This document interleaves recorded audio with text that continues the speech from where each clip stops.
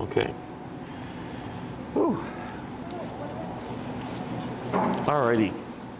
So the wood chip stuff is easy. Okay. It's all about being proactive. If ever in case of an emergency and you need to spit something out, just jack this up, even at 127, whatever, tap.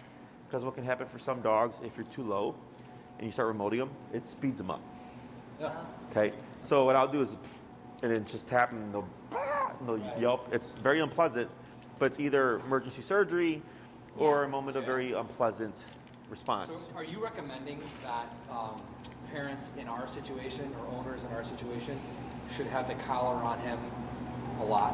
Whenever, so like let's say inside the house there's nothing to worry about, you don't have to worry about it, right? Yeah. Let's say on the walks where there's lots of wood chips, definitely want to have it on the walks. Okay. When you're gonna have guests come over and he's barking for those 3 hours. Yes. Right, so it's... That's the thing is that, last week we just had friends over and the collar wasn't charged. So I was like, Okay, so then the other... we need to just be better. The other thing is like stuff like that where it's just stopping something, right? Stopping them barking. You can use the bonker. Remember the bonker? Yes. The rolled up towel? Yeah. Right? So a lot of people don't like that approach because it looks it's too physical for them. Yes. But it's either that or you have this problem. Yeah. Right? And it's something that you don't need to charge.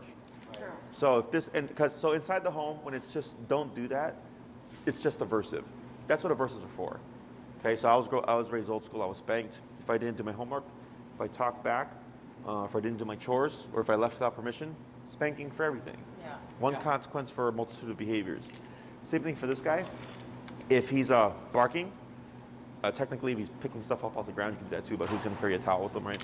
But like technically, that's something you could bonk because it's like don't eat that, don't bark, don't jump. When we start talking about things like put your butt down, go to this thing, walk with me, that's when you need the collar. You can't bonk a dog for that kind of stuff. Okay, so bonker is for stopping things. E-collar is both for stopping things and making him do stuff. Okay? Other questions? Oh, the only other thing we wanted to kind of maybe is work on the jumping, right? Just Sure. Like the down. If Oh, so like like we have a bench, and that's where we eat, and the kids do their work and stuff like that. Mm-hmm. And so like every now and again, if somebody leaves food unattended, he'll jump up on the bench and go for the food. So and he doesn't. So once we approach him, he'll run off the bench. But if it's just like bocce down or something, like he does not respond to that. Sure. So that's another thing. All right, so let's, so kids are eating, right? Someone leaves and he kind of goes, there's my opportunity. Yeah. Okay. And that's actually one of the reasons why we didn't decide to go with a bigger version of him, is because our cousin has that same dog, but bigger, and he'll like go up on the counters and try to get food and stuff like that. It's crazy. Sure, yeah, counter surfing. So, sure. So a couple of ways about that. One is you'd want to have them set up with this preemptively, okay? Because we have to transfer this to the home, right? Because here he wasn't allowed to get away with anything. Yeah. So then we get a very different behavior, Yeah. right? And then he goes back home. He's like, oh, but I got away with this stuff all the time. So he's going to have that association, okay? So now you have to transfer essentially everything that was taught here in the home, okay? Now, bocce mentally, if you were to put bocce in human age, like here, how old do you think he is? we were just talking about that on the way here. She's like, he's in his terrible twos. Okay. I feel like he's in his terrible twos with the barking. But obviously, if it's, when he turns 1, he'll be 7 in human years. Are you talking about like that kind of stuff? So not that you're close, Okay. but more so like capacity-wise, thinking-wise. 4 years old. 4 years old, Yeah. yeah. 3 to 4 year old child. Yeah. Okay, forever. Even when he's 8 years old. Forever. Yeah. So. I didn't sign up for that. Yeah, that's funny because I always tell people, I'm like, people think that dogs mature like humans do, but he's stuck at 3 to 4 years old forever. Okay, so just keep that in mind, right? So why do I say that? Why is that important? Expectations. Yeah, right. So a 3 to 4 year old child, do you expect at some point that a 3 to 4 year old child, if you kept repeating something to them, would just kind of learn it, like kind of just incorporate it and just become that? Or do you think you'll always have to reinforce, at least until they mature? Probably not. I would think we're constantly reinforcing. Yeah, right. But the difference between us is that we do mature 5, 6, 7, 8, 9, 10, 18, 21, 30, right? We mentally, emotionally, however you want to look at it, we do evolve, we get older, we mature. He doesn't, right? He's a 3 to 4-year-old child, which with a 3 to 4-year-old child, you have to tell them what to do, what not to do. They would never at 3 to 4 years old be trusted with holding a job, going to job on time every day, making some money, cashing a paycheck and coming home, right? So all this means is for Bocce, and this is the easy part, okay, is that you just have to be consistent with your aversives, okay? So like my dogs, to this day, I might have to correct them for things. It's just once in a blue moon, okay, because they're dogs. So like let's say the table surfing or the bench surfing, whatever, that's what he's doing, is one, you could technically do remote. 2, you can also bonk that, right? Because it's just don't do that. So, and if you want to make your life easier, what I would do is set them up to fail, right? Don't try to do it organically. Set them up to fail first. So like you have the food there. He knows that he shouldn't be doing that. Correct. Like you can do it when you make time for it, and then it should transfer organically, but there's still going to be some differences, right? Like, so like when the kids go to eat and stuff, it looks a certain way. And then when you try to set it up purposefully, it looks another way. And dogs will learn to go like, oh, this is a trap, right? So, but you set the trap up first to correct him, so then he learns like, oh wow, like this also exists here. So it more easily transfers to an organic situation. Okay. The more you let's say you do the bonker. If you try to be nice with the bonker, you're just making your life hell. Yeah. Okay, because You're bonking on the butt, right? anywhere. It's just a rolled up towel, right? Because dogs bite each other, right? Because he got me in the thumb. I sent you that picture, right? I forgot what I was like adjusting his collar or something, and he just started flipping out on me, and then just got me in the thumb, right?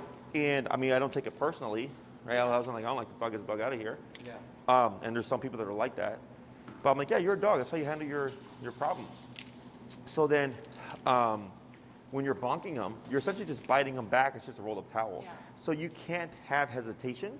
You can't have niceness about that. And don't worry about him thinking that you're mean, because he doesn't think that way either. Humans think that way. Right. But like me growing up, if my mom spanked me, I just need the kids to be observant. He doesn't know. This dog He doesn't know that is you're her being. dog, and she has the problem with the discipline. Well, she thinks that the collar's mean and all that kind of stuff. sure, So And like we're we're just trying trying to- to tell her that we're just trying to make this dog a better dog. sure. Right? Well, and make your lives, And pain is temporary. how'd you With say? the barking with the food, he doesn't do it to anybody with that one right there, Sure. for sure. Okay. The oldest. Yeah. Just to make sure I'm right, right? And she's great with him. Like He spends the most time. He loves besides her. us. It's great. Well, he loves all the kids, but the point is that she spends the most time with him. Uh-huh. So, but she needs to reinforce what we're doing too. Because I feel like that's the other thing too why we're here. Because I feel like we all need to be on the same page. Yes. Because the dog is different with everybody. Yeah. Is that normal? Yeah. Yeah.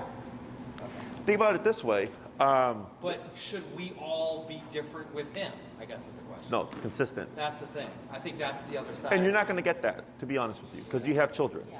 right? I mean, But the most important part are you two, Yeah. Yeah. okay? We're definitely on the same page for sure. Because he spends the most time with us, because when they're e-learning this week, typically they're at school, in school, and we have them all day.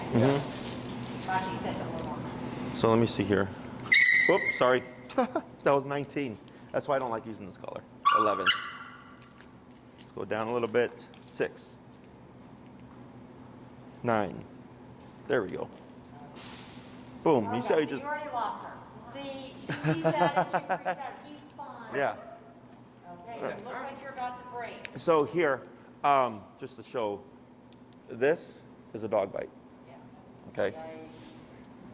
This happened because the dog didn't want to go in the kennel. Okay. So as a human, that's like you biting on your parents for telling you to go to your room. Yeah. That's not something well, humans don't bite unless you're Mike Tyson, right? Yeah. But if you guys get that. Of course. Unless you're an ear. Exactly. So dogs bite each other, right? And I have one here. I have a 6-inch scar here from a Rottweiler. I have a chunk missing here from a German Shepherd. I had another chunk missing here from a 3-month-old red heeler. So I've had, how do you say, my fair of run-ins with dog bites, okay? So that's their language. The issue is when we get a cute guy like Bocce here, and I just had a golden doodle, same problem, who actually, you'd see the golden doodle, you would think he's the friendliest guy. And he is friendly, he loves people, unless you're a dog. And this guy, just before he came here, we had one lesson, and then after that lesson, like a day or two later, the lady walked out with no collar on him. Some old gentleman with his puppy let his puppy go, thinking friendly dog, and her dog just drug her down, picked up the dog, and was like up here with the dog in his mouth. Okay? And you go, but it's a golden doodle. I'm like, it doesn't matter. It's still a dog at the end of the day, right? So I don't like that he yipped. We were at 19. I'm like down at 9 here. And this is one that he was inconsistent with his response with. Okay, so I'm going to just put that out there. But as soon as I hit 9, what did he do? He got up and moved. Yeah, he moved. He did exactly what I wanted him to do, right? Yeah. So all the conditioning is there. But also he needs to understand that this also will come from you. That's what changes a lot of problems. Yeah.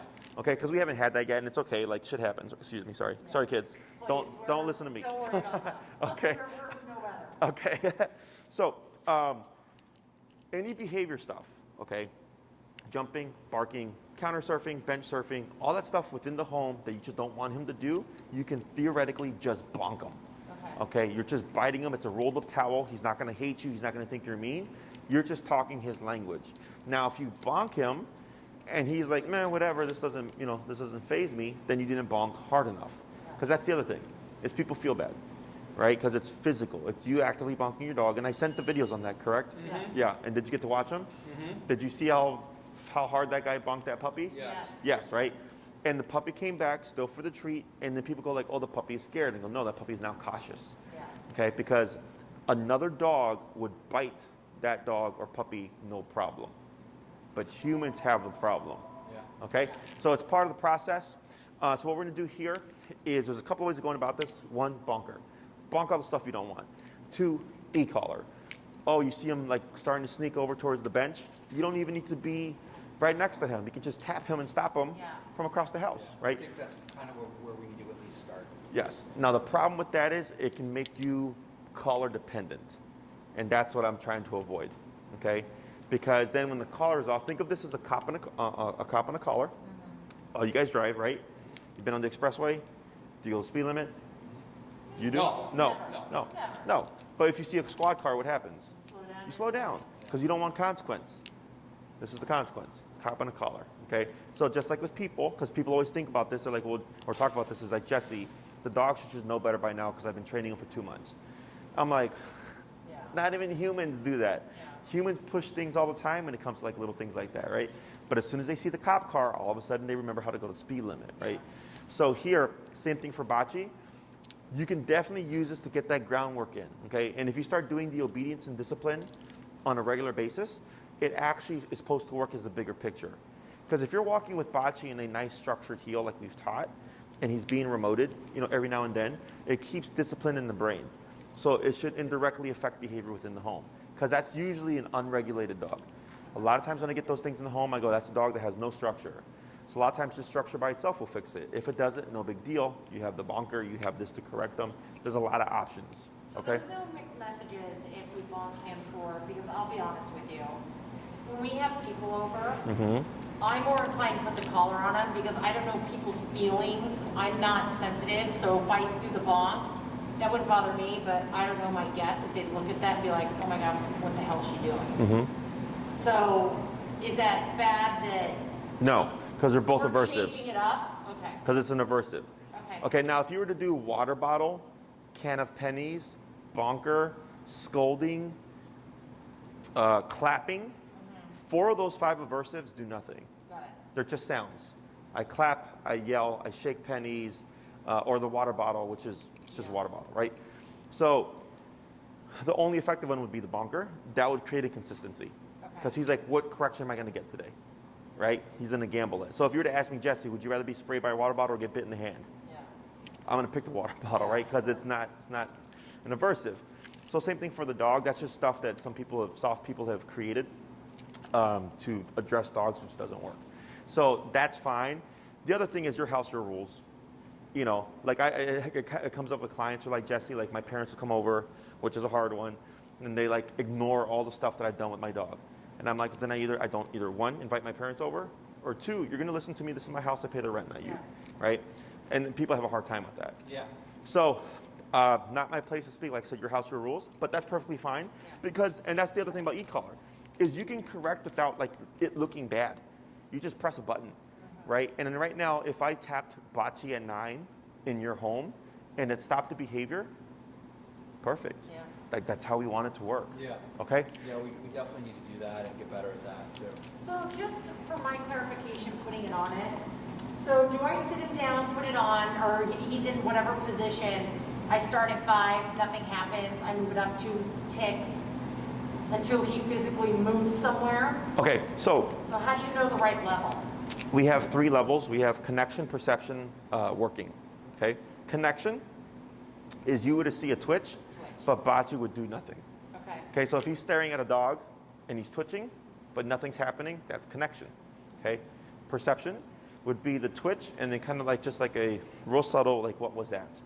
Working is twitch and whoa, what was that? Right? Okay. So when I tapped him at 9, he immediately got up and went over to Michael's side. Yeah. He gave a really big response. That's our working number. Got it. In this setting.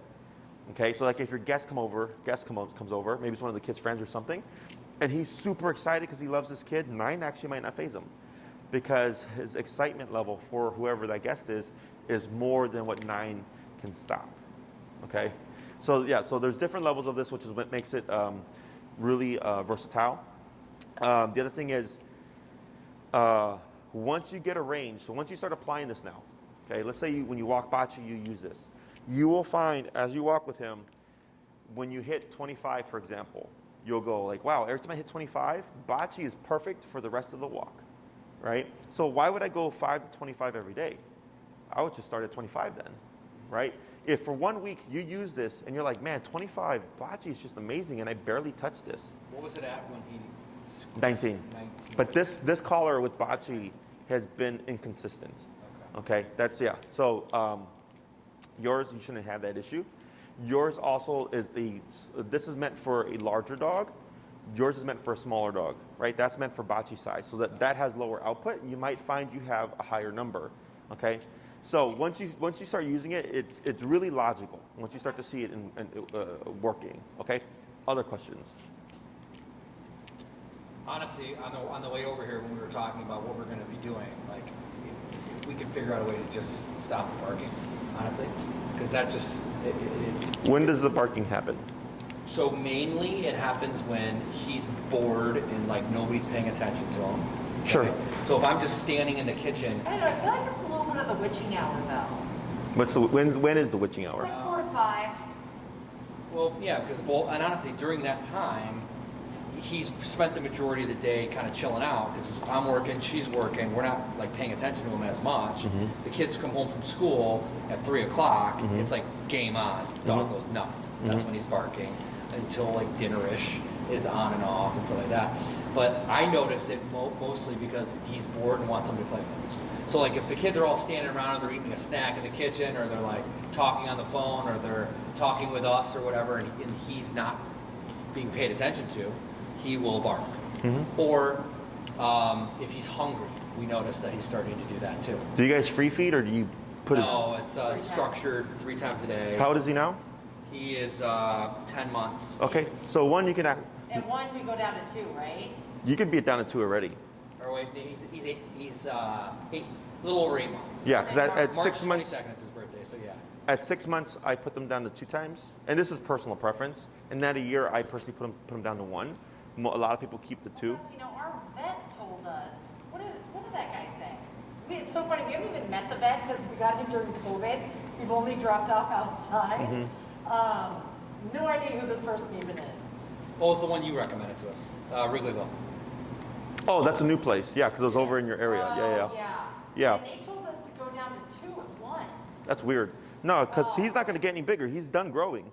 At 6, Really? yeah, at 6 months they hit their height and then they fill out. Oh, sorry. Got something blowing up. Oh, God, really? Because we bought a 15 to 20 pound dog and he's 22. I'm like, how much more is the dog going to grow? No, he should be fine. So at 6 months they hit their height and then they fill out. So think of it as a human. At 6 months, they hit teenager body. So like I was tall and lanky to my teenage years, and then after I matured 18, I filled out, right? Oh, that makes me excited because I thought he was going to grow height-wise more, and I was like, oh my god. No, you should be fine. No, I don't anticipate that this dog would get any bigger. Okay. Okay, and you can put him down to 2 times. I've been doing this 10 years, and I do it with all my puppies. 6 months, up to 6 months, 3 times. After 6 months to a year, 2 times. At a year, you could drop down to once. A lot of people keep it twice. Okay, so here's a question for you about that. So we are officially e-learning. The Catholic schools are making us go to e-learn for 2 weeks after Christmas. So we're like, we're getting the hell out of here. We're renting an RV and we're going to Arizona. Okay. Is that a bad time because it's a new environment to change his feeding, or do we just wait till No, we get back? And he don't care. He doesn't matter. Nope. Yeah. Okay. No, none of that's none. First couple of days, will he kind of freak out a little bit? Like He that might be happened used to after- that midday meal. Like Yeah. depending on what you remove, Yeah. he might be used to like, hey, where's my lunch, right? Which if he starts barking, you just correct him. Okay. So it's like me growing up again. If my mom decided I'm not going to feed you lunch, and I were to complain about it, it would just get spanked. Well, that would be awesome because we have to make sure we're home. One of us is home for the midday meal. I'm like, well, I'm not going to be home. You're not. We No, gotta and figure if he this out. misses a meal, it's fine. Well, yeah, like exactly, people right? overstress those things. Okay. Like one. You're human. You miss breakfast. It is what it is, right? Yeah. So for dogs, like he's not meant to be guaranteed 3 meals a day. Okay. He's meant to hunt, and Yeah. some days they don't hunt, and sometimes they go days without eating. So yeah, that's just people overthinking things and all that stuff. Okay. So if he misses a meal, no big deal. What I would just do is, oh man, you didn't eat breakfast or lunch. We're gonna give you a full day's meal at dinner, Got it. right? If I have a picky eater, a lot of times I don't even compensate the meals. It's the Okay. same meal. I'm like, you're only getting half a cup until you start eating consistently. Okay. You know, and eventually they get so hungry that they're like, crap, I only have 5 minutes to eat this, so I better eat it now. Nice. And then Okay. they're consistent. Okay. So if you do see anything, okay, this is the simple answer to Michael's question, which was the barking. Yeah. How do we stop the barking? I'm asking you. Oh, the bonk. Yeah. Yes, or the collar. Yes. Oh, if I said bonk, you looked at me. He's like, oh boy. So remember, anything you want to stop, Yeah. you just bonk it. Okay. Oh, we stopped feeding him lunch. Oh, he's demanding lunch now. Bonk him. Got it. Okay. That's the rule now. Correctable behavior. Yes. Okay. Dogs do not think of you're being mean. They don't care. He has no self-awareness. He just goes, short-term memories this is life now. Okay. It's the humans that, of course, that have a hard time with that. Other questions? No, I mean, that's kind of it. You want to learn when he knows? I'm sorry? Learn his obedience? Yes. Okay. So I'm going to show you first because it's been a bit, and then I'll have you run through it. Okay. Okay. So Bocce has 6 commands. Do you happen to know what those 6 commands are? Come? Is that what you said? Some. Oh, You're thinking other commands. You're thinking the fun stuff. You're thinking fun stuff. Yeah, we're talking discipline. Or not to, like, heel is one. Mm-hmm. Is sit one. Yep. Sit. Stay. Stay. 3. Down. Down. What else we got? Okay. Lay. Heel. Lay. Lay is technically down. So you have heel, sit, down, stay. That leaves 2 more. Like off. That's technically a command. It's a different kind of command. Sit down already. Is heel the same as come? Different. Come is get over here. Yeah. Heel is walk right here.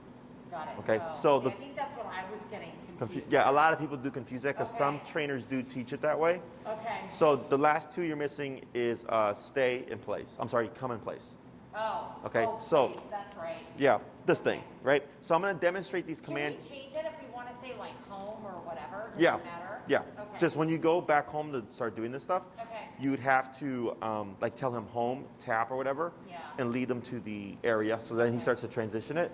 But the concept remains the same. The word that triggers it is different. Got it. Okay. So we're going to start real quick with the heel.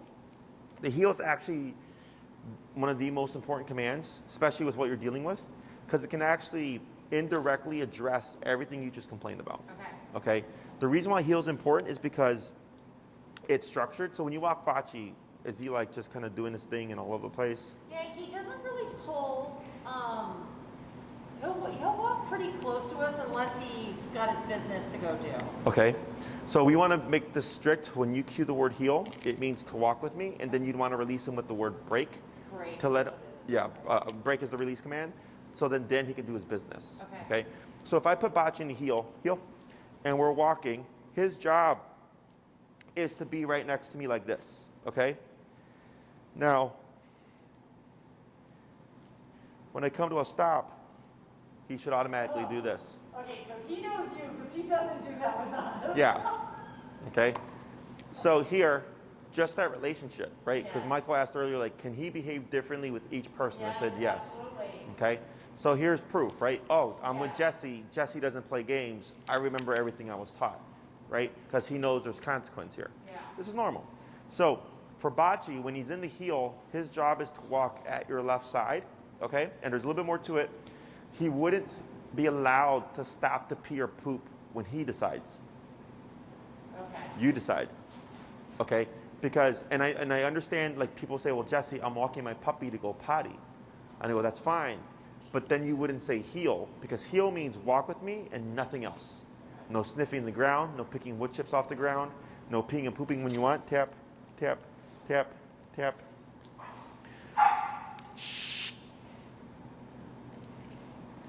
No peeing when you want, pooping when you want, whatever.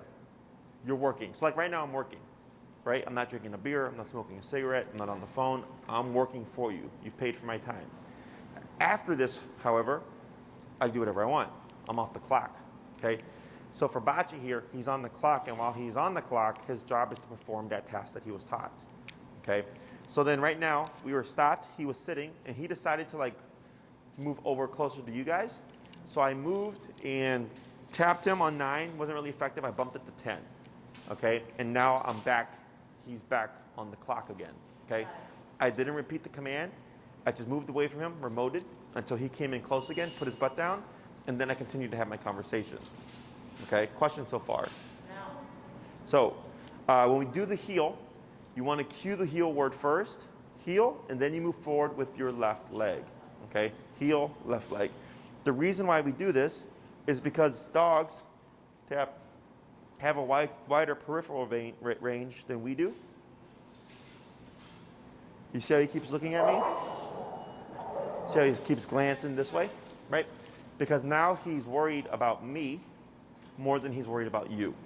So he's going, well, if I'm next to the leg, Jesse, I get tapped or whatever. So then, this prevents any of the other problems. Okay? So people tend to focus on stopping the actual problem, and instead we have preventative measures. One, if he's more worried about me, he's not going to be worried about the wood chips. Okay? Also, he's worried about this. Yeah. So now he's going to think differently. He's like, oh, I don't want to try to pick up the kibble on the ground because I might get tapped for it. Okay, just like with people, right? You see the squad car, you don't want to speed because you don't want to get that ticket. It's that same kind of concept. Quiet tango. Tap, tap, tap. So every time Bocce gets away from me, I'm tapping him and moving away from him this way. Okay, so if Bocce were to pass me like this when he was walking, I would tap and go the opposite way until he were to line up with me. Okay? And you're not repeating command. Correct. Okay. I just use the remote. Got it. Because one, because we're so sound-based, will repeat the command 20 times Yeah. before they do anything. So the dog learns, I can ignore you for 20 times before this happens. Yeah. So I say it once and I jump straight to this, and this is why I don't need to use this so much, because I'm so kind of generous with it. Any little thing that you do that I don't like, boom. Yeah. So the dog goes, I don't want to mess with you then. Okay. Okay? So, heel, tap. So heel means walk with me, stay with me, sit when I stop. Okay? So it's a package of commands. Bocce, as long as your movements are correct, should just follow your lead. Tap. And I'm nice and relaxed. You see that? Tap. Whoop. Tap. He was going to run to the place there. There we go. Good. Okay, so that's the heel. So I'm gonna run through the commands and then I'll have you work with them, okay? So in here, place, tap, or whatever you're gonna want to call it, right? So once you start, If you want him to go to his house or go to the crate, maybe you can say place. You just missed heel. Cliff Notes version. Heel is when you're walking on your left and he stays with you. When you stop, he sits. yeah, and you'll see me work with it right Yeah. now, okay? So I'm just displaying whatever the commands, and I'll have you guys work with them. So place, so like let's say you send him to his crate or whatever, that's technically like a place. It's just a walled place, right? And you can dub it like go to your home or whatever it is that you've been using. Yeah. But now there's just a little bit more meaning behind it, okay? Now let's say Bocce has a dog bed and you send them there. Place is more lenient than other commands. Sit is sit, right? Down is this. There's no in between. He cannot sit or stand from either one of those positions. With place, it's simply go here, don't move. Okay. So I don't care if he's sitting, laying, or standing, just don't step off of the area. Got it. So here for Bocce, this is a pretty big space. Yeah. So he could stand up, walk around, lay down here, stretch out in the middle, whatever, because he has the space to do so. Okay? But he cannot step off of the area. So it's like sending a kid to the room. Go to your room, you can't come out. I don't care what you do in your room. Read, do homework, talk on the phone, take a nap, play video games, watch a movie, clean, like I don't care, right? Just stay in the room. This is the equivalent of that, okay? But if you said Bocce, sit, his job, would be to put that butt down and not move. It's very strict. Does that make sense? Say his name first. I only say personally the name before I do a recall. Bocce, come. Otherwise, he'll sit, stay down, place, all that stuff. You can just say the word. If you say the name before it, it's not the end of the world. You know, it happens. I don't know where we were. Yeah. If I'm working with more than one dog at a time, like if I'm working with 3 dogs, I'll do the name because you have to like differentiate. Otherwise, if it's just a singular dog, you don't have to. Okay, so this goes back to my earlier question. We're going to be renting this home. Uh-huh. We're bringing his dog bed. Mm-hmm. That could be his place there. It doesn't matter if it's not in our particular home, safe Mhm. spot. Mm-hmm. It's whatever we've done it to be. It may take him a day or two to get it, right? No, it'll transfer It will. because he's going to most likely recognize the object. Okay. Yeah. So we're bringing his bed. That's his place. Yes, if you use a consistent object, it very easily transfers to new areas. Okay. And that's the other thing about place, is that it is transferable. So like some of my clients, like you can have more than one place. You can have a dog bed in the living room, you can have a kitchen mat in the kitchen, and you can have a rug in the dining room. And he will, if you're in the dining room and you say place and you've taught him, he's gonna, in that context, go to the rug. Okay. Does that make sense? Because that's the room that he's in. He wouldn't go to the one in the kitchen. Unless there was only one place and you kept it in the same area and you always sent him to that one particular place from anywhere within the house, then he would learn it that way. Okay. Does that make sense? Yes. Yeah, the most common way that people do this is they usually have one that they'll move around, or they'll have one in each particular room. Those are the 2 most common ways that people typically go about the place command, okay? Okay. So like let's say you take your dog bed, the one that you use all the time at home, you go on this trip, you pop it down to the living room as a new place, Bocce place, he's gonna go, oh, I've seen that at my old place, and that's the one that I usually go to. He would most likely assume that. But he doesn't go. You're not bonking for that. This is collar. This is collar. This is collar. Anything obedience is collar. Got it. Yeah. Bonker is strictly behavior. Don't jump, don't bark. So let's say you go to the new place and he's barking out the window, you could bonk that. Got it. Okay. And it doesn't matter if it's a new place because it's simply don't bark out the window. Okay. Okay. Other questions? So heel, tap, tap. Good. So the new command overrides the old command. So if he was on place and then I said heel, he'd have to be here. Okay. Now when we say heel, notice that I didn't say heel coming like this. I turned and started walking to bring him to my side. Do you guys see that? So I'll show you one more time. Place, tap. Right, so place is sending Bocce to the object. So if I did heel, I wouldn't say heel like this. I would go heel, tap, and walk away from him so that he can walk to my left side. Okay? Place. Nice little hop there. So then, come, and I wouldn't do come like this, by the way. I'm just doing this to show you.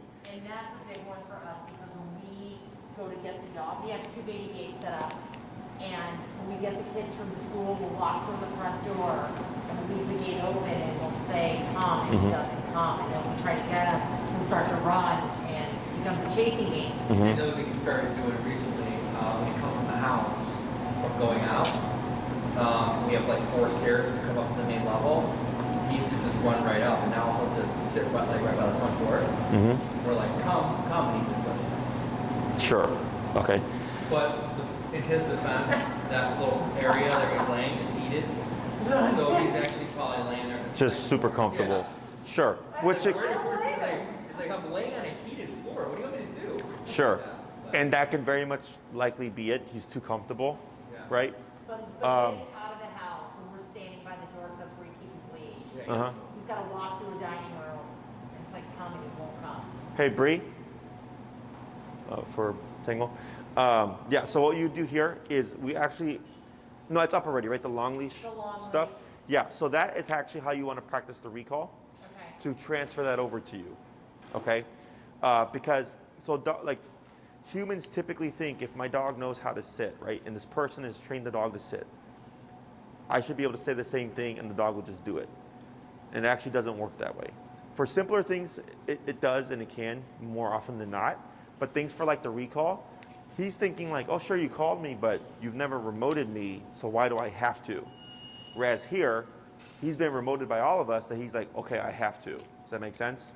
So there's still some degree of transference, where this is why we're here, to transfer everything that he's learned to you, okay? The other thing is, the obedience a lot of times is only effective in the context you practice it in. Most people only practice come when called at the park, right? Because it's important there. My dog can run away. And then they go home and they go, my dog doesn't come when I call him in the home. And the first thing I ask is, do you practice in the home? And they go, no. I'm like, that's why. Because the dog relates it to the park. The dog can be amazing at the park, but in the home they're terrible because it's not been practiced there. Okay? Does that make sense? Yeah. So if I were to do a recall or come when called with Bocce here, to see what he does. Thought he was going to make a mistake. Good, he just adjusts himself. So if I wanted to call Bocce from this, it'd be Bocce come, tap, tap, and I move backwards like this. Okay? So with the heel, good, a little bit closer. Tap. Better. So with the recall, I move backwards of Bocce, facing him. With the heel, I'm walking away from him. Okay? So come means get over here. If he's in the yard, get over here. You wouldn't say heel. Okay, heel would be we're on the sidewalk, we're gonna go walk to the park. Okay? Heel? So then I shouldn't be standing at the front door telling him to come. I should be halfway in the dining room walking backwards, saying come. Repeat that again? So what I typically do is we're standing at the front door, down those 4 steps, looking at him at that wall, saying come. Okay. But we're at the front door, so we're not walking backwards. Oh, Can we I start see. mid Yes. dining room and walk backwards and tell him to come? You would say come Okay. and take a few steps back. Take a few steps back. So the reason why the movements back are important is this is a very common thing. Let's say you're at the dog park, if you were to be playing, people call their dog and they're just standing there like come, right? And the dog will look at them and they're like, okay, I see you, but what's up, right? They keep playing. And then the owner will say, but when I try to leave or walk away from them, the dog is scared and they follow me because they're going to think I'm going to abandon them. Like the dogs don't think that way. They're following you because now you're moving. Yeah. Okay?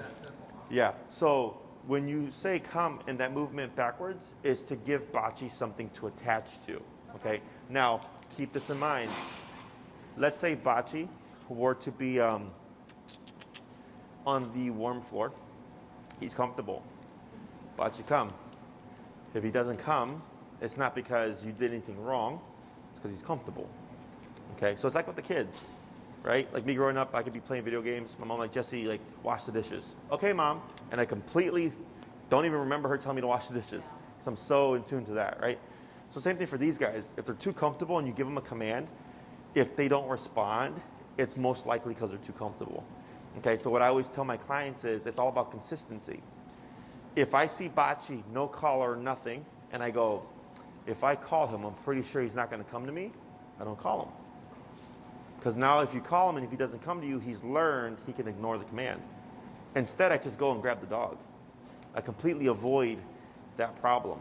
Or if you call Bocce and you get his attention, he's like, nah, I'm too comfortable. And then you go to grab him. Well, now he's learned I can ignore you and you'll do the work. Yeah. But if I just grab him, I avoid that problem. Got it. Okay? So the little things, like little tricks that I've learned throughout the years. Yeah. Because now, like in the yard, if he doesn't want to come in, No, it's a nightmare. then we're just chasing him, and then it's just a game for him. Sure. So when you put him out, just pop a collar on him. Yeah. Yeah, we have. Yeah, right? So now when you call him, Or what we've been doing lately is I'll just take him out on a oh, sure, in the yeah. yard. You can do that too. Right. And then he runs with the leaves. Yeah.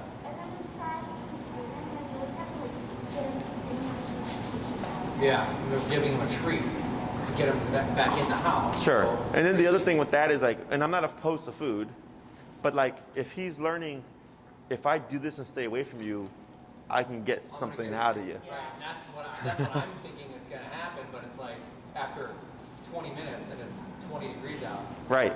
And it's really just I call you, get over here. So, you know, what you want to do in these moments is, you know, before you put him outside in the yard, collar him up. Yeah. And then do what you normally do.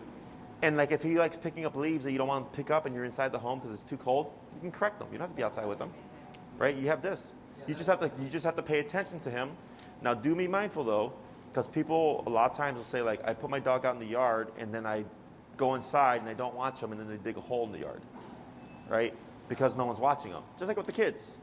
If my mom said, hey, you can't watch TV, and then left to run get groceries, there was no way she could reinforce that unless she could like put a lock on the TV or something. Yeah. I'm gonna watch TV, right? That's dogs. So here, you know, if there's certain things you absolutely do not want him to do in the yard, you have to keep an eye on him, Yeah. okay? Or you'd have to correct them super harshly for these things while you're gone to make them think like there's a very big consequence if I try to eat a leaf. It's like eating the moss. Yeah. Yeah. Yeah, and I think that really it's not even that we don't want to be out there with him. I have no problem being out there with him. It's just he'll make us chase him. Sure, yeah. Then it becomes 30 minutes, and you're like, I mean, Well, and it's honestly one person typically can't even get him because he's so fast. Oh, yeah. So Not with this then, anymore. then it's like we're going in the house. We're like, somebody else come out, help me get Bocce. And then it's two knuckleheads out there Yeah. trying to get the damn It's like the dog Three running Stooges. around. Yeah. Yeah. So, this, right? What I would do is don't even gamble it. Okay, don't tell yourself like it's gonna be a real quick 30-second potty break, right? Because people do that all the time. Next thing you know, the dog's yeah. doing this thing, right? Just collar them up. It's an extra step, but it's gonna make your life so much easier. And what you're doing is now you're reprogramming him. Now it's when Do you ever recommend just keeping the collar on? you can. The only thing is, or is it the act of going to get it and putting it on? Do you think that also? well, he dogs. understands that. Yes, Like, so oh my God, dogs- that's the collar. Yes. I brought it out, and he noticed what it was Mhm. and changed his behavior when he saw it in my hand. Yeah, it's like a cop. Exactly. Yeah, right. So he's not dumb. Like he's aware. But what you're doing is you're creating new habits. You're reprogramming him. Yeah. Right now his program is I play a game, you chase me, blah blah blah blah. But with this now, I go outside, he does his business, 20 minutes goes by, we're done, come on Bocce, let's go. And he decides not to, I give a tap, coming, boom, right? And you do that for the course of a few months and all of a sudden you fix that problem because right now he's practicing I can be a brat about it. Yeah. But when you remove that option, it's like compliance, now you're training him to be an obedient dog, right? So it's like with kids, like you're constantly a parent and you're raising them, right, to the best of your ability. And then once they mature and they move out and they're adults, the hope is that everything you've taught them carries. Does that make sense? Same thing for this guy. But you know, people are expecting compliancy after a short period of time, but it does take consistency.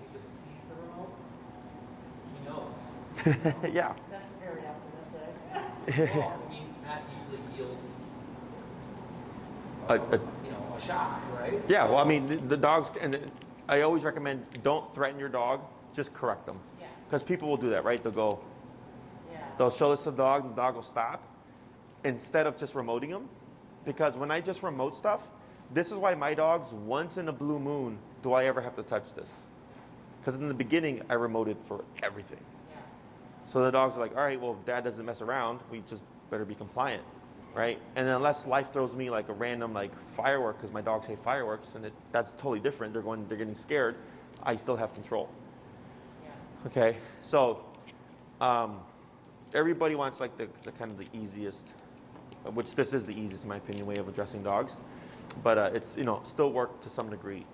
Other questions? Do you guys have any questions? We've been pretty quiet.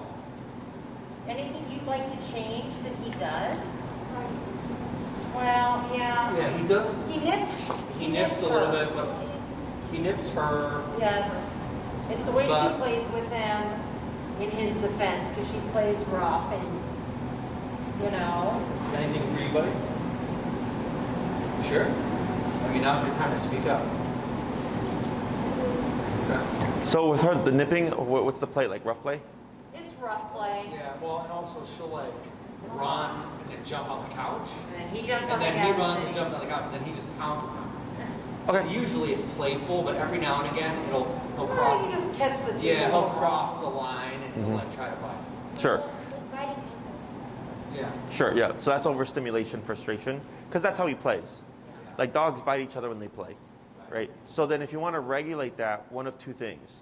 One, if you have this on him, you'd be at 10 or whatever, low, and the moment you see him start to cross the threshold, you just remote him.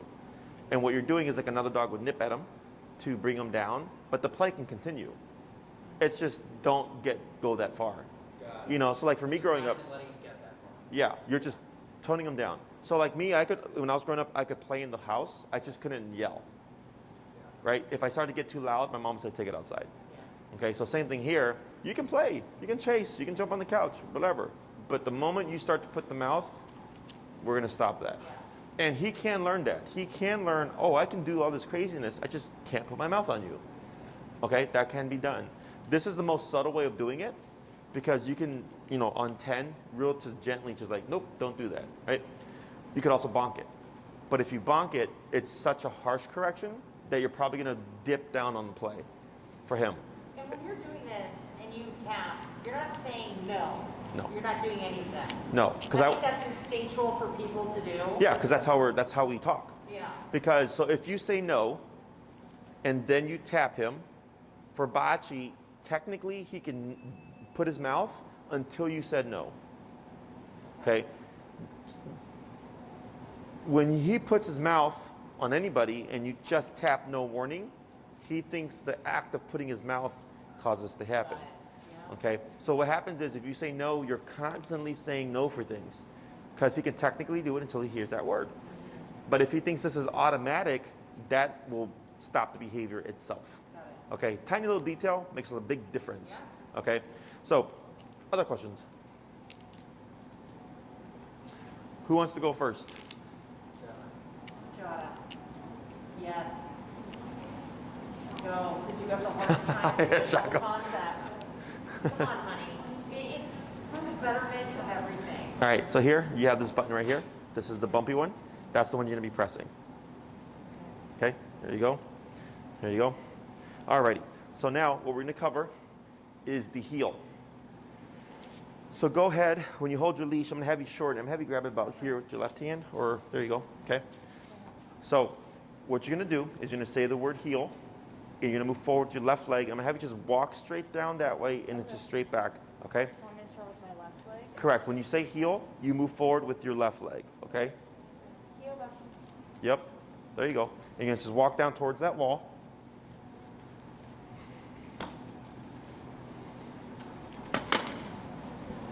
Good. And you're going to stop like right there in the middle.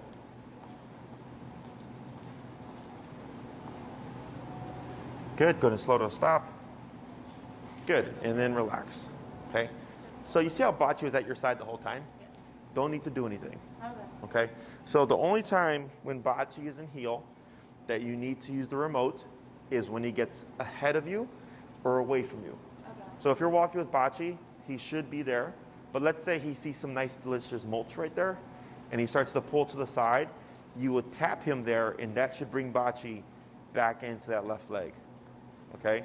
So heel means walk with me, stay with me, sit when I stop, specifically at the left side. Okay? He would not be at the right side. That would be incorrect. Okay? The reason why we want one side is to keep it consistent so that when he feels the tap, he knows where to go. If you give him multiple options, it gets confusing. Okay? So you see how she just took up the leash and walked and came back and Bocce was right there? This is why I love using e-collar, because it transfers very easily. As long as the person is doing the same stuff, When were you tapping? there was no tapping. Because he was doing it. He was doing just fine. Oh, you're saying you like it as an option in case he doesn't do it. I'm sorry? It's just quick. It's quick quick. response. Yeah. Yeah, so like here, go ahead and say heel again. Walk straight down and walk straight back, please. Yep. So you see how he's just right at her side?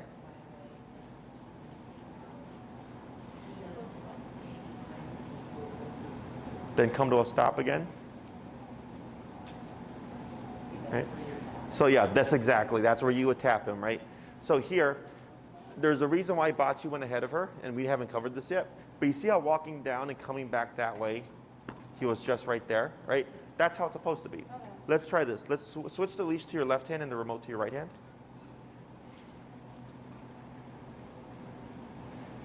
Good. Now, when you come to a stop, we're going to add an extra step here.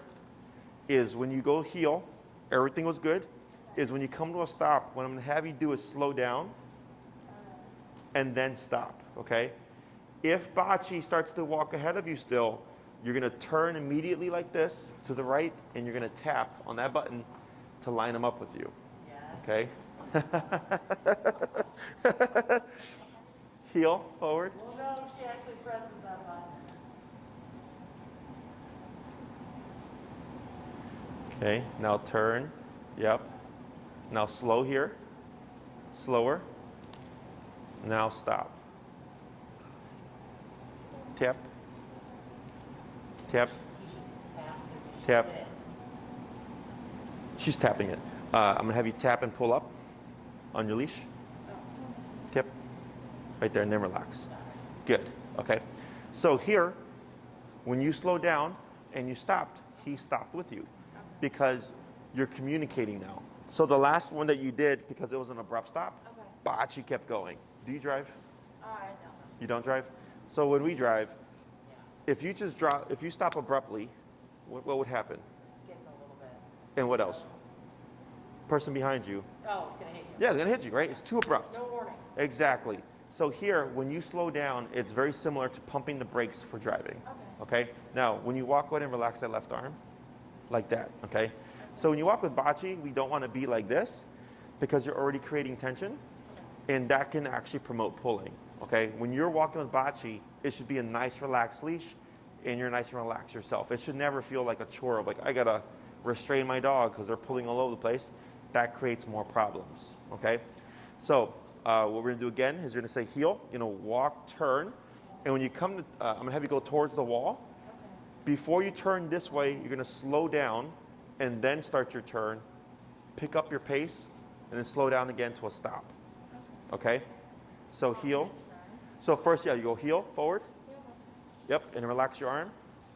There you go, now forward towards the wall. Keep going. Now start to slow down, but keep walking. Now slowly turn to your right. Now walk faster. Now slow again, but keep walking slower. Yep, and stop. So would you have tapped in there? You can technically tap, Tap. tap. So what you're gonna do here is take a step. Did you actually press button? So here, Yeah. we did a couple of things. Is when you did everything correct, you came to a stop, you were right. But because Bocce is not tying in yet the discipline, he's straying a bit, right? Is when Bocce moved, your inclination was to move with Bocce. Okay. Okay, everybody does this. My inclination is make the dog move to me. Okay, dog accommodates us, we don't accommodate the dog, because then that creates problems. Okay, so tap, and then relax. Good. Okay, so as long as Bocce is doing his job, we don't need to do anything. Okay, e-collar should never feel like an argument. So like, let's say you're doing this and you're like, man, I keep tapping and like he doesn't listen. It's like 80 taps or something. Yeah. You're too low. Okay, Right. it should be within. He's not learning anything from it. Correct. It should be, right now we're at 10. Earlier 10 was doing everything perfectly. But then if we see that doesn't translate to the real world easily, I play with that number. And then once you hit the appropriate number, all of a sudden Bocce's going to start listening like that. Awesome. Okay? We're going to tweak. Let me see here. We're at 10. I know. Okay. Yeah, these dense coated dogs have a hard time for consistency. There. I guess so that's going to change depending on how long his toe is going to be, right? Correct. So right now, see how I'm like, this is 21. There we go. See how he finally moved on that? There he goes. And then he comes in closer. That's okay. There we go. And then go and take a step back. This is okay. Like that. Perfect. Okay. We're going to try this again. Okay, I had to bump it up to 21 because nothing else was working. So that wasn't, she was actually tapping. I saw her. It's just there was no real connection. Okay? So again, heel forward. Gotta say it, honey.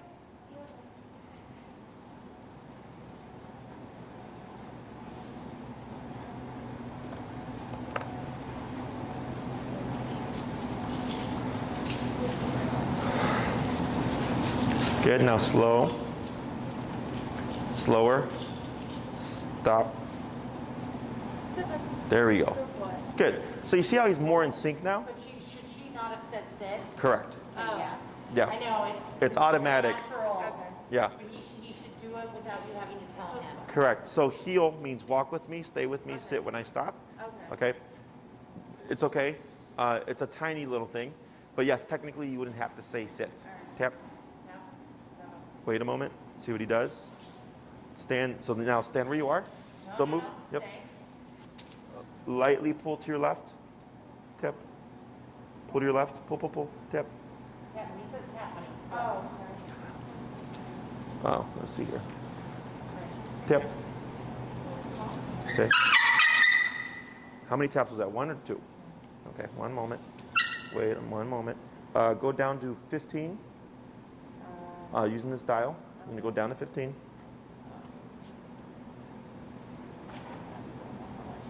What was that? Oh, right here. It was 21. Oh, so you went up to 49.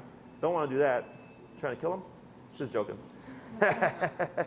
So 15, right there. Okay. Yeah, now here. So I'm going to have you go ahead and press again. Tap. Right. Wait a moment. Wait a moment. There. There we go. Okay. Good job, Ryan. So here, what you're doing is the leash. Does the leash need to be that tight, or can she let it go? No, this is good. Yeah, that's fine. Leash is direction. Okay? Go in this direction. E-collar is the motivation. Do this in this direction. Does that make sense? So like for place, when we taught him, like there was the bed, Enrique was pulling the leash towards the bed and remoting until Bocce went to it, right? Go here. And this made him ultimately do it. So here at 21, because we were troubleshooting, and he wasn't doing anything. Then we hit 21, and all of a sudden he listened, but it was very subtle. And then right now she tapped him on 21, now he's barking. That's what I was mentioning about the inconsistency with this collar. Okay? So you shouldn't have that issue with your collar. So here, if that happens, don't feel bad. Okay, so it's like me growing up. I got spanked, I cried sometimes. It's part of the process, okay?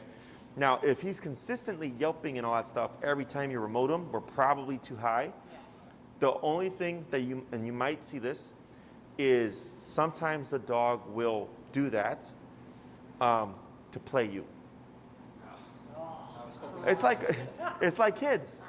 Remember, 3 to 4 year old child, right? So he'll actually yelp even though he's not getting Yeah, tapped? yeah. Yeah, so like, right? And I would like you to acknowledge, though, that he did yell, and he's fine. Because you feel this, you don't like this, but I would like to point out, he yelped, he's just fine. Okay? we still love you. Just making that Yes. very clear. Welcome to my everyday know. office. Like this is what I do every day, all the time. Yes. You know, the guilt factor sets in, Yeah. right? You know, it's hard because again, people see these guys as these like completely amicable creatures who could do no wrong, but they're very strict and structured amongst themselves. Like they bite each other and stuff, right? Who's the one he bit for the treat, or the bully stick? Yeah. Yeah. Right. Remember? We try to take it away. Resource guarding. Yep. Correct. Right. Like he wasn't like, oh, I'm just a puppy and you're just a kid. Like I'm not gonna do this. He was like, nah, get back off my bone. Right. And they start this as young as 2 months, if not a little bit younger. Okay. They're already thinking on that scale because already at that age he's thinking at a 3 to 4 year old level. Okay. But people see they're thinking infant. They're thinking baby. Right. That's incorrect. Okay. So you're not being mean. Now the only way you would be mean is if your energy was mean. If you're yelling, Bocce, no, like, you know, then you're being mean. Okay, because dogs don't do that emotional factor. They just correct each other and they move on with life. Okay, so let's try that again. We're gonna do the heel down to the wall and then back towards us again. Okay. Heel back, start with your left. Arm on left. Yeah. Start with your left. Yeah. Heel. Right, and then relax your arm, and then now turn to your right and go towards the wall. Good job.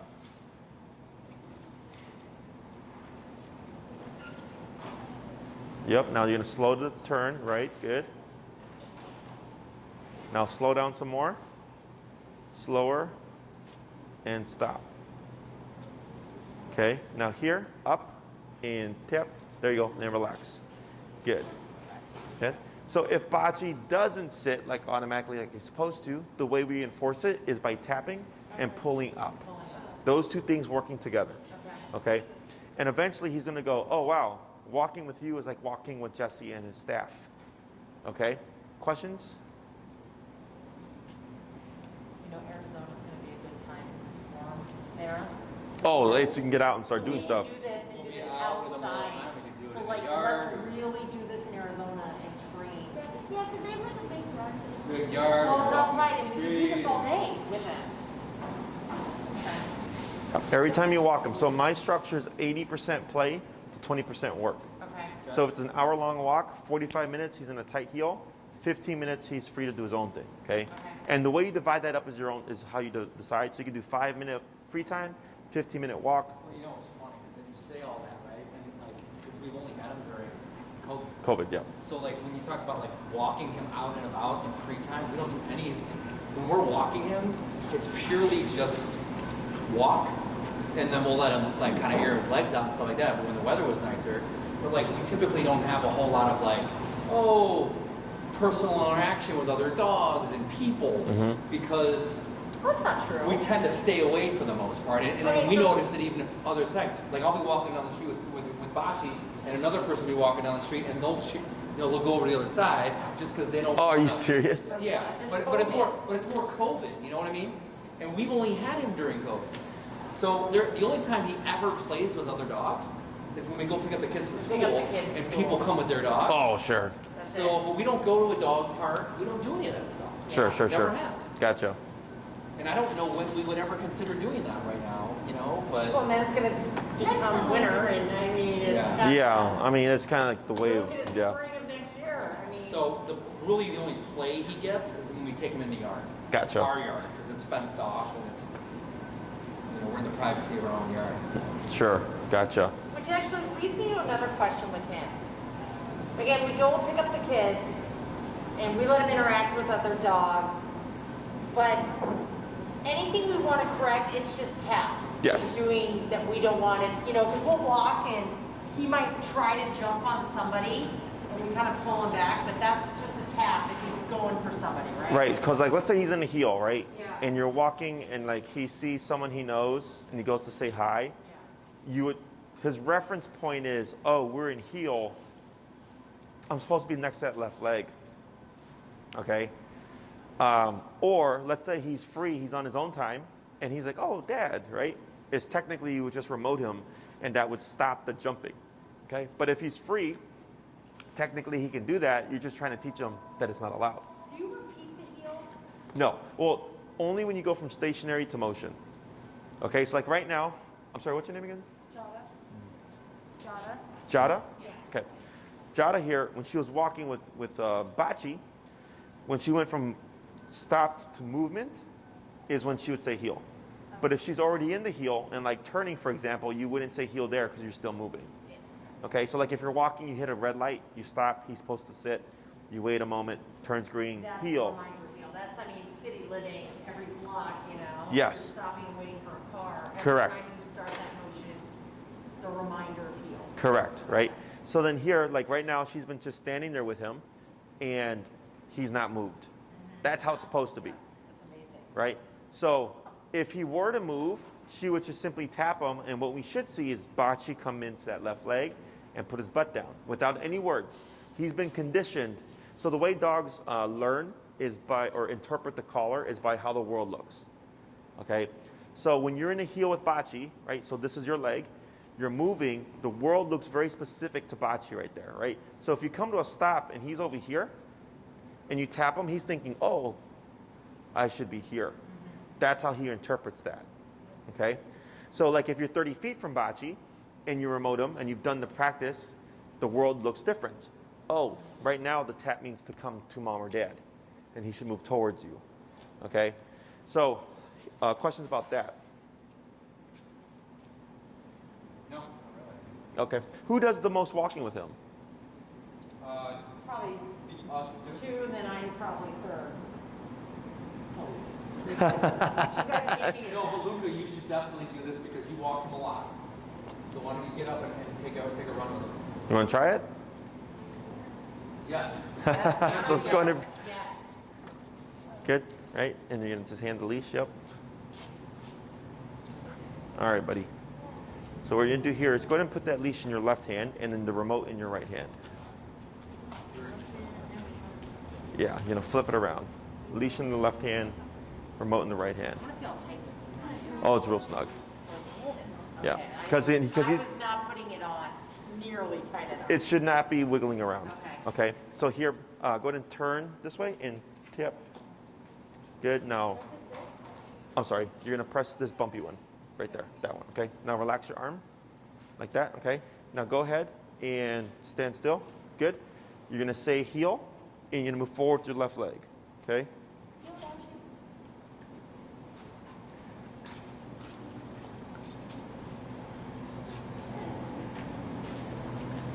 Now slow walk here. Now stop. Okay? So right there, because I told him to slow down, it gave Bocce the signal. Something's changing. So that when he stopped, he was able to stop in sync with him. Tap that at all? No. Okay. Okay? So this is why I was like, it transfers very easily. You just have to be consistent with the movements. Okay? So when we say heel, heel means walk with me, stay with me, sit when I stop. If you stop too abruptly, he's for sure going to pass you or cross you because it's too abrupt. Like with the car stopping, right? If you stop too suddenly, whoever's behind you is going to crash into you. So here for Bocce, super important. When he's in a heel, you always slow down before you stop, and you always slow down before you turn. Okay? So if you slow down and Bocce keeps going, what does that tell you? Yeah, turn and tap. Exactly. Hey, smart. A lot of people, I get so many grown adults that don't get that question. Yes, if you slow down and it keeps going, you would turn and tap because that lines him back up again. That says, hey, buddy, you're going the wrong way. We're going this way now. Okay? So heel again, left leg. And you're going to slow, and I'm going to have you turn to your right. Right, like that. Good. Go ahead and pick up your pace.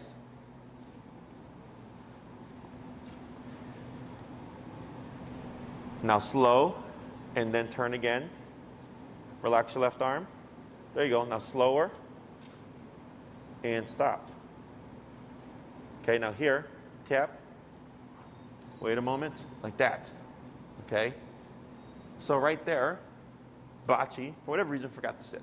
Give him like a second or two. Yes. Okay, most people will either say sit or use the leash, ideally you want to use a remote, okay? Because the remote is something he wants to not happen again, right? So me growing up, I didn't want to be spanked.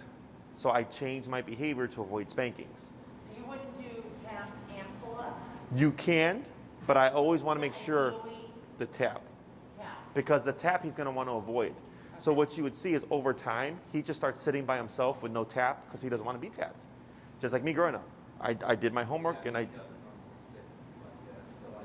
Probably part of the reason, right? That's what, negatives are for. So have you ever touched the hot stove?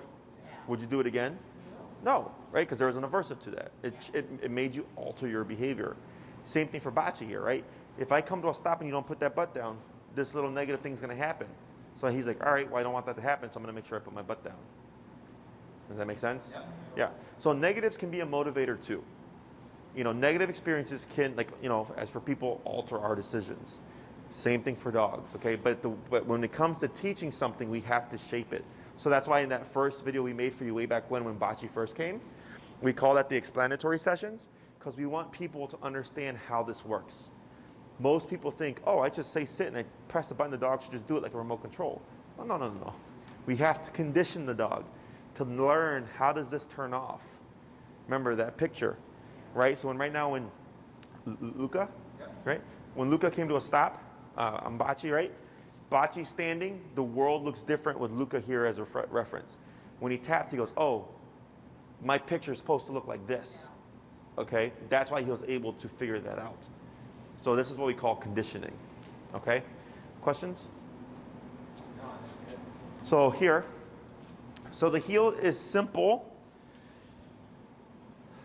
but it just takes practice, okay?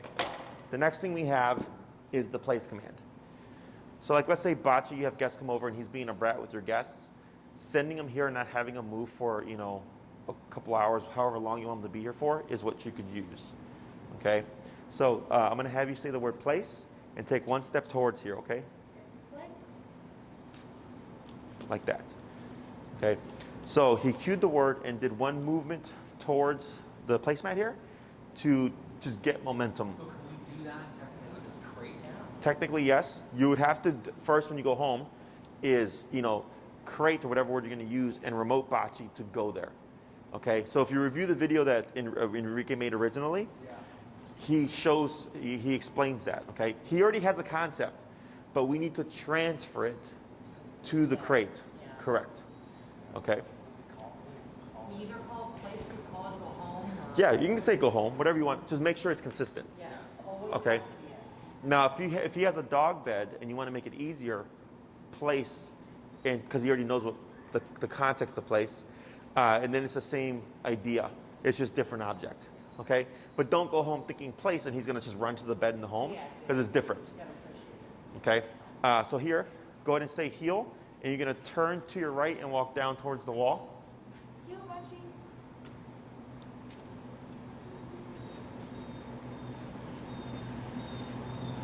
Right? And then you're going to turn back towards this way.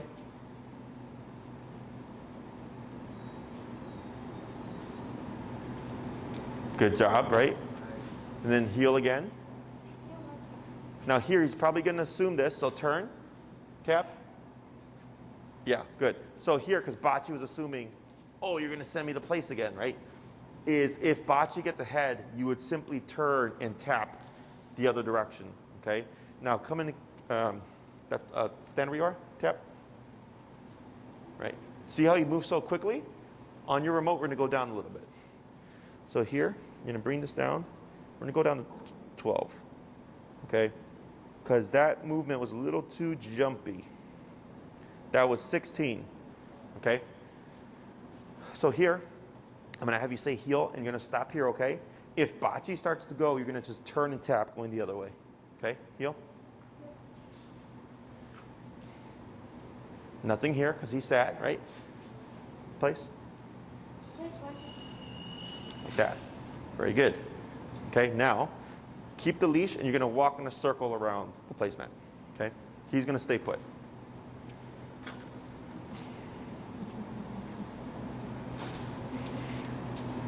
Good. Now, you're going to say heel and you're going to walk like that.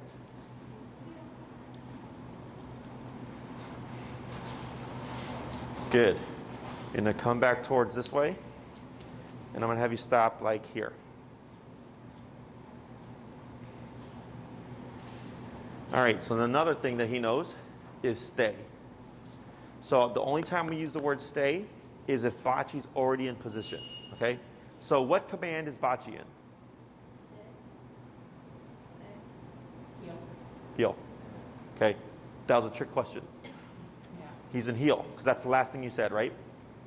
This is built into the command. It's automatic, okay? So if you were to move again, Bocce would think to move, because that's what heel is, right? So he's in the sitting position, but he's in a heel command, okay? So the only time we use the word stay is if the dog's already in position, okay? So here, since he's in a heel, if Luca were to move again, Bocce would most likely move with him, because that's what he's assuming. So when we want him to not move, we say the word stay, because he's correct, because he's already sitting, okay?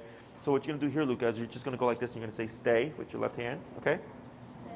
Now when you do this, go ahead and shorten your leash a little bit, like halfway. There you go. And what I'm going to have you do is you're going to step away from Bocce like this, okay? Up, tap, tap. It's okay. There you go. Go back to the side, right? Stay.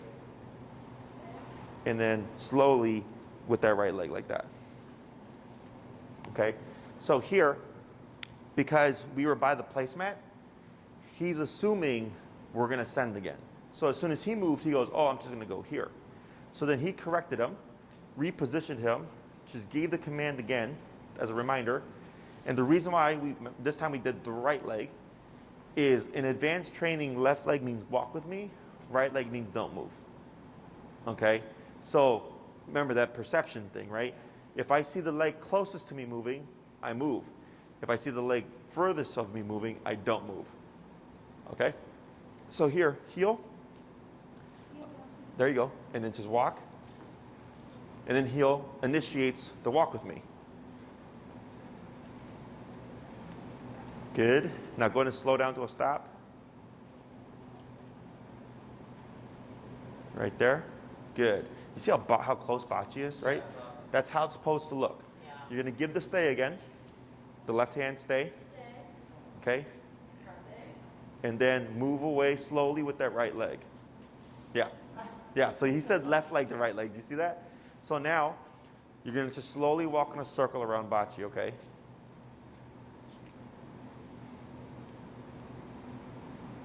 And then back to his side. Go ahead and scoot in a little bit more. Good. Go ahead and praise him a little bit. Good boy. Praise him. Okay. Now, he's still in a stay. Step away with the right leg again. Okay.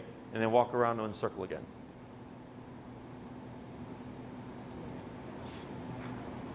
Up, tap. Right? So right here, you saw right when he moved the leash, it tugged him, so then he thought he was supposed to move. Okay? So if Bocce moves, you would pull up and tap to reposition him. Okay? Heel. And you're going to stop about right here. Right there. That's good. Tap. Good. And then relax, right? Wait a moment. Good.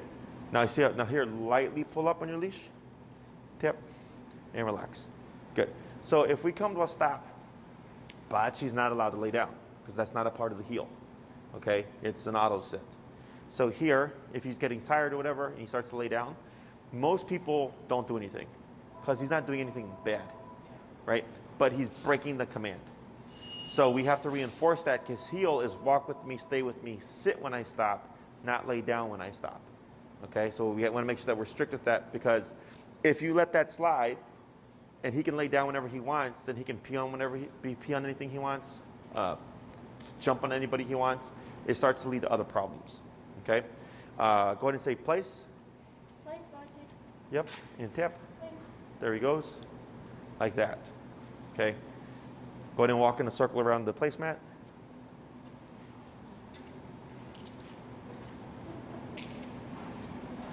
Good. Heel. Heel, Bocce. Yep. There you go. Perfect. And then turn. There you go.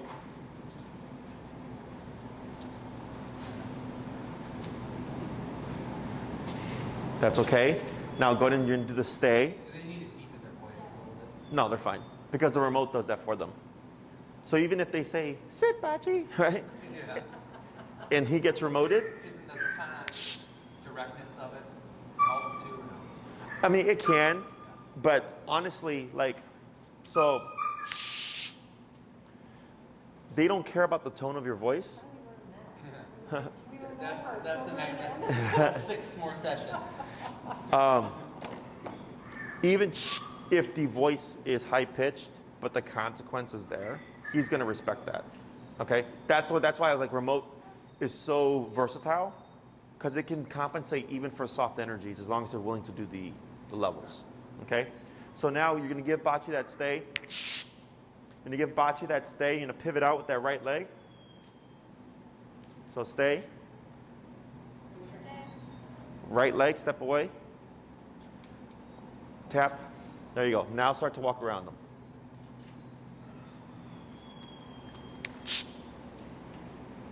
Then back to a side.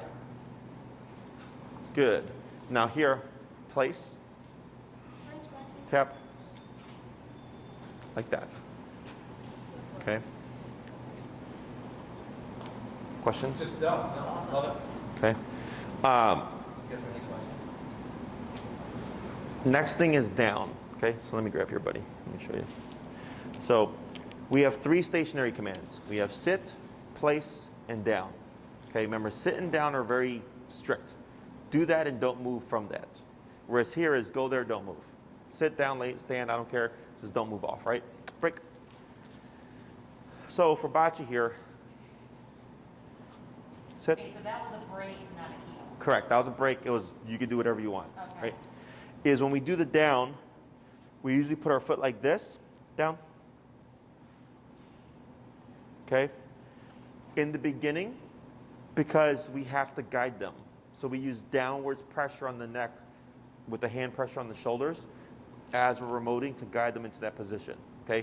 So now Bocce's in a down command. There is no other option from this. He can't sit up and he can't stand up. He has to lay down.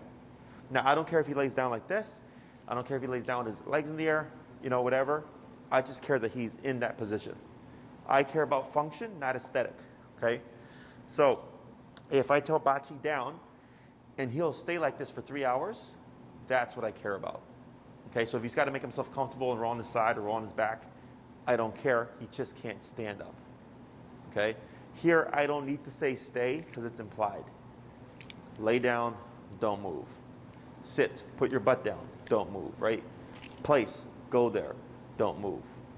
Stay is only used in the way that I teach when the dog is already in the position. So if you saw Bocce on his dog bed and you decided, and it's on his own terms, right? He can leave when he wants, and you decided, I need you to not move, stay. Then it becomes that command. Does that make sense? If Bocce is laying on the floor on his own time, can't tell him down, he's already doing it. Stay. Then it becomes a down command. Okay? So heel, and then tap. Your new command overrides your old command, right? So I said heel, so now he's no longer in a down. He goes into a heel. Down. Now we go from heel to a down command. You were tapping during that time. Because he did it. I didn't need to. Right? Place. Tap. Tap. Right? So there I told him place. He didn't respond. He got a little confused. 2 taps. Then he went. Okay? Break. Sit. Tap.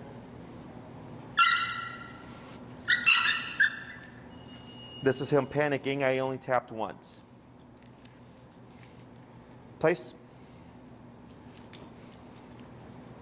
Good. This is 12. Break. Sit. Good. Watch. Down.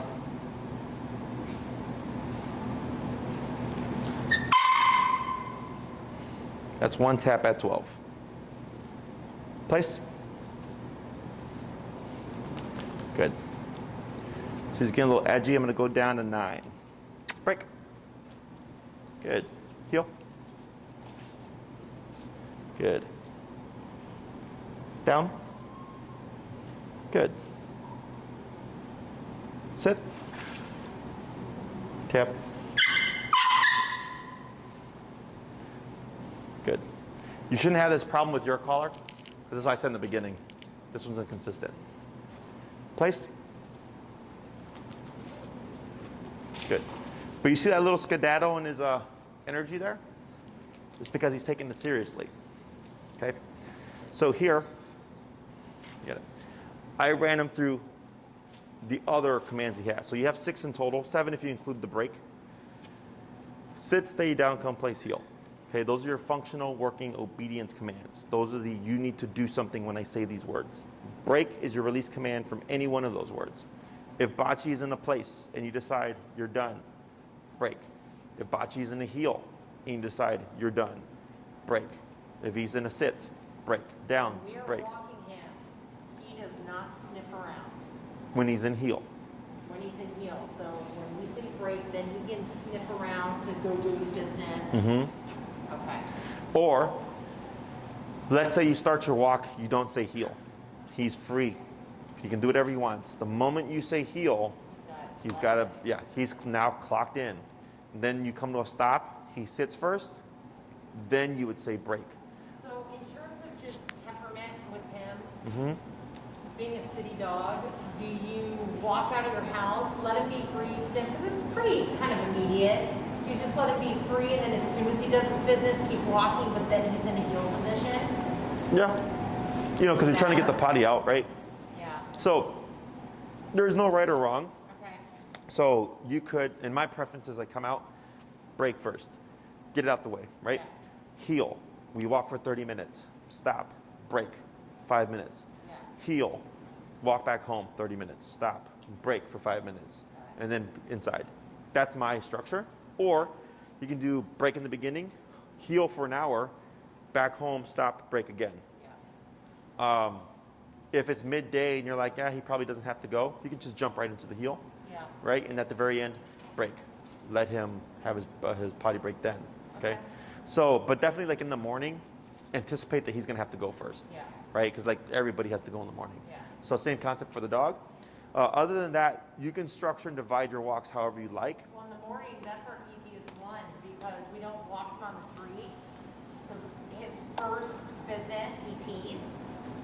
And we have fake grass on the outside, so we just open our slider, he goes out, and then we say the word manja, which he knows is eat, and he runs back in for the manja. And he'll eat. And that's our easiest one. Gotcha. Yeah, so that's your structure. Yeah. Yeah, so that's fine. Okay. When it comes to the walk, I do 80% play to work to 20% play. Okay. So if it's an hour-long activity, 45 minutes to 50 minutes will be structured heel. The other 10 minutes or 15 minutes would be divided up to give them sniff around time. Your dog becomes what you allow them to practice. So it's always, if you're always allowing Bocce to just do what he wants, that's the dog you're going to get. Yeah, which is basically where we're at. Yeah, which I mean happens with I kids think too. it's gonna be an improvement basically from the walks now.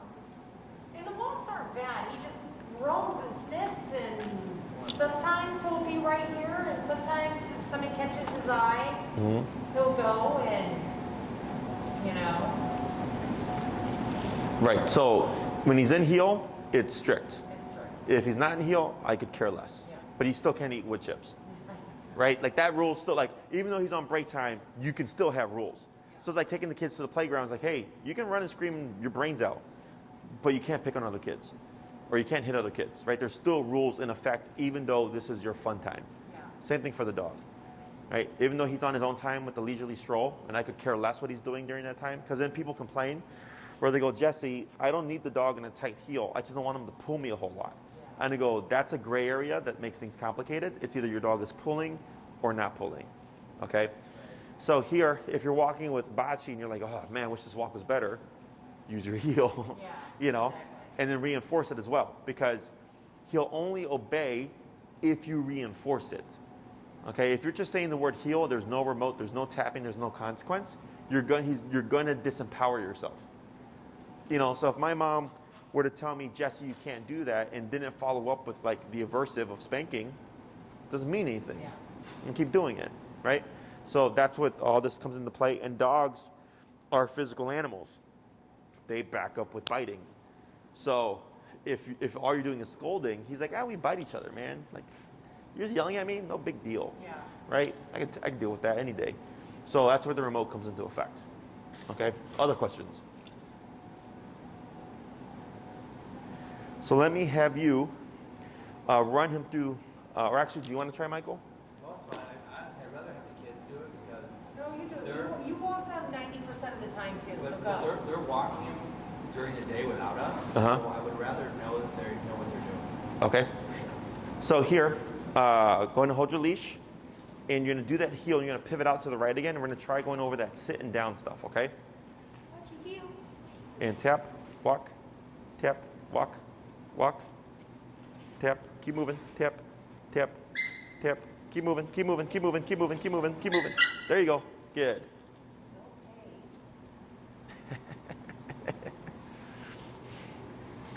Then slow down and stop. Okay, so there, those yips can be frustration because he knows we remote him to go here. So then we're remoting him to get off of there. Yeah. So then he's like, well, what does this mean? So it's a little bit of confusion, right? But then, you know, and people do this, like your son hesitated, right? Because the yipping and stuff like that. If I'm committed to moving, you have to move because that hesitation for him, remember, he needs to see something. Yeah. What's going on? What are we doing? So if there's hesitation, he's like, well, I don't know what I'm supposed to be doing, which then creates frustration. Even if it means dragging him a bit? Yes. Okay. Yeah. Yeah. Dogs bite each other. I've seen dogs bite and drag another dog. Like, that's what they do.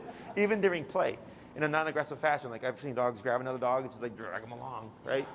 People are too, oh, it's a dog, be delicate with them. No, dogs are not delicate. If you see them play at the dog park, they're like, they're like tackling each other and biting each other and jumping on each other, mounting each other. Right. It's very physical, okay? So now, go ahead and stand up, buddy. And I'm gonna have you shorten your leash a little bit, okay? And you're gonna let your, relax your hand. Go ahead and let a little bit slack go. Like that, perfect, okay? I'm gonna have you say down, and then with your left foot, you're gonna go to step on the leash on that, yeah, like that. Down. There you go. So, right there, he goes straight into the down, right? Don't need to do anything, all right? So, for Bocce, if you give the command and he starts performing, we lay off the remote. Okay, so now he's learning if they say something and I just do it, I can actually avoid all this. Yeah. Okay? So it's like with people. I know if I stop at red lights, I know if I stop at stop signs, if I go the speed limit, I can avoid a ticket. Right? Same thing for this guy. But unfortunately, scolding and explaining to him, like, hey, if you don't do this, I'm going to have to put an aversive to it, he does not understand that concept like a human would. Okay? Go ahead and stand up, buddy. Good. So you see how your son moved up, Bocce stayed down. That's how it's supposed. That's how that works, right? So let's lay down, don't move. You okay? I'm gonna have you go ahead and say sit, Sit. and then lightly pull up on your leash like that, and then relax. Good. So now Bocce is in a sitting position. Okay. So now that's the new command that he's in. New command overrides old command. Right? Down.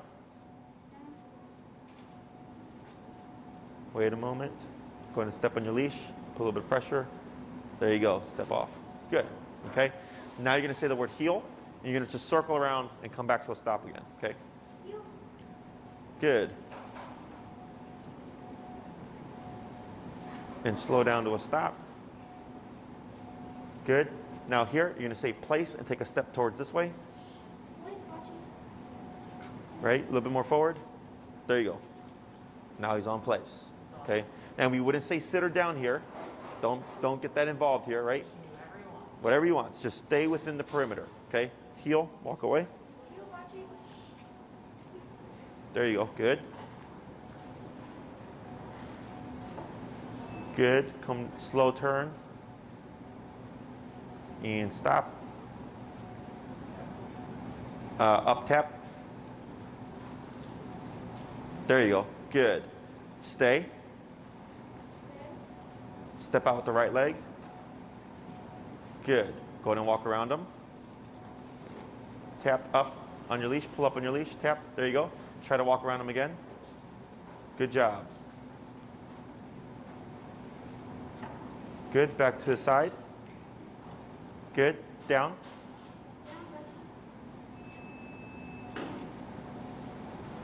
Almost. A little bit of pressure on that leash. There you go. There you go. There you go. Good. Go ahead and step away. Good. Go ahead and walk around them.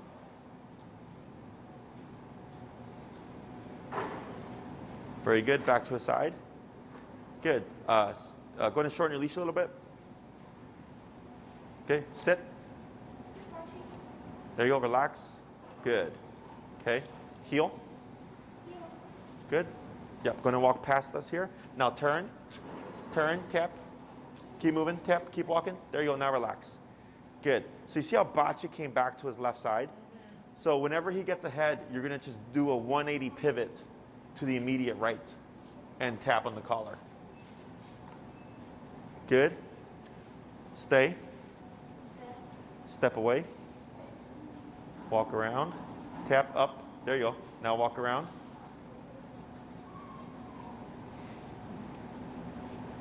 Good. Back to his side. Good. Down. Yep. There you go. Good. Okay. Questions? No, it's fantastic. Try again. You want me to? Yeah. Yes. That's a spirit, Jana. Okay. Now here, go ahead and step on the leash. Tap.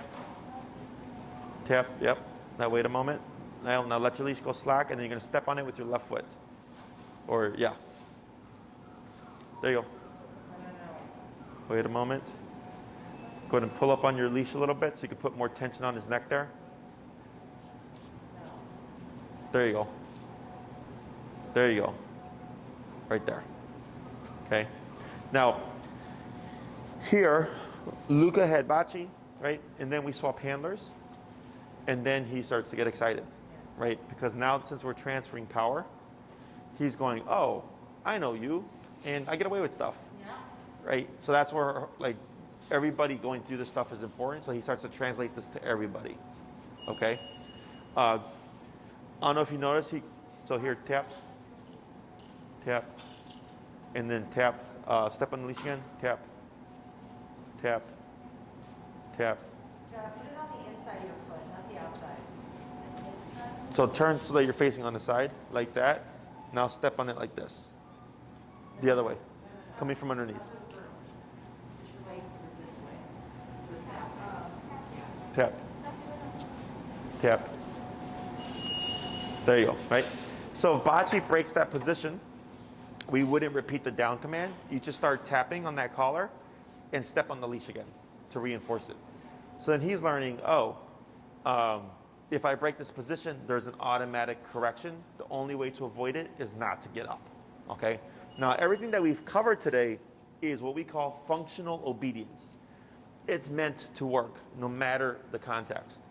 You have guests come over, you're out walking them, you go to Arizona, you're on a forest trail, right? Anywhere, any one of those contexts plus wherever else, if I say sit, down, stay, come, place, or heel, they're meant to be functional. These aren't tricks, okay? When we were doing the Zoom training, and I was like, don't worry about it. Like, the stuff you do now is super simple, right? Just have fun, treats and all that, right? Because he's a puppy under 6 months. Older than 6 months, I expect the dog to be compliant because that's what allows you to do more with him, right? Oh, you mean my dog will sit still and not move for 2 hours so I can go to a restaurant with them? Yeah. There's another thing your dog can do. Oh, my dog will come and call no matter the environment, so I can take them to like a forest preserve or a forest trail and let them be running around, no leash. Cool, now I can do that with my dog, right? Or take them to the dog park. A lot of my clients, their life with their dog is super restricted because they can't control the dog. It's not fun. And then the moment they start getting control, they can do so much more with their dog. Yeah. Okay? So the one command that we didn't cover today, because that's kind of like its own thing, is the come command. Okay? Super simple. So you can always schedule. You have another. I mean, you have the follow-ups from his original board and train. Plus, you got one with the tune-up. Okay. You can either review your video. When do you go to Arizona?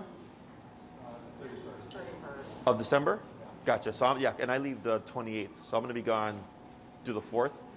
So you can either review the videos. All you need is a long 30-foot leash to practice. Okay. Up, tap, yep. Tap, tap, Inside foot. Tap. You gotta tell Tap. them No, she's not positioned right. So There you go. Yeah. Now, there you go. There you go. Tap. Like that. Good. Good girl. Or so if you called Bocce to come to you with the remote and we've not worked on it yet, you can do it in an enclosed environment. So if you're in a backyard and he's not coming to you, you can remote him there, because I'm not worried about him running off. Okay. If you're in an unclosed environment, do whatever you would normally do. Okay. Until we either have a session where I can work with you on the recall, or you review those videos that we sent. Okay. But you'll want a long 30-foot leash to draw him to you, so the reason for the long 30-foot is to allow Bocce to get away from you, so that you can actually call him in practice without the worry of him running away. Okay, so that's what we use here, and that's what Enrique used in the training video. Hey. Yeah. Okay. Other questions? No, so if he does pick something up, because that was one of my concerns with Oh, the sure. house, Mhm. It's got those little rocks. There's like one little strip of little rocks, and I just see him because I noticed as soon as he came in here, he picked up that rock right there. And that's when I can just kind of jack it up a little bit and Yeah. give him a... Now, is this yard enclosed? I'm sorry? Is it enclosed? Yes. Yes. Yeah. So then I'm not worried about it. Okay. Yeah. Okay. But expect him to get a little nervy, because it's going to be a harsher hit. Yeah. So what I would actually do is take him out on the leash first, completely controlled. Okay. But don't use the leash to stop him. Use the remote. Use the remote. Okay. And then put that lesson in, and then just see what happens. So I don't want to fight with him the whole, not to use this. So this Yeah. is perfect timing. Yeah. Okay. Other questions? No, this has been Yeah, I great. think you got it. I think seeing the potential of it, amazing. It's just us doing the work. Yeah. And then, you're a family with 3 kids and stuff, so Yeah. I get it. But And it's our artist advocate, I'm glad she got to practice it because it makes a difference. yeah. Let me get his collar for you, okay?